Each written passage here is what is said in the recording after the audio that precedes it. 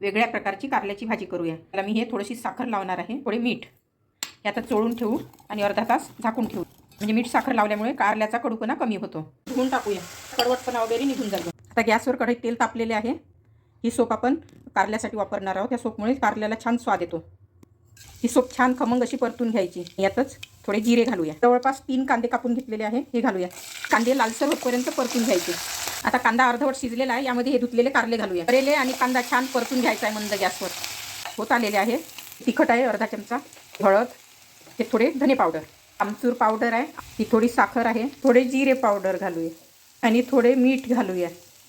आंबट आणि गोड घातल्यामुळे त्याचा कडवटपणा कमी होतो आणि भाजीला एक छान असा स्वाद येतो. आणि सोपमुळे सुद्धा ही करेला सब्जी आता खाण्यासाठी तयार आहे. मध्ये आता कोथिंबीर घालूया. ही सब्जी आपण चपाती, भाकरी, राईस सोबत खाऊ शकतो.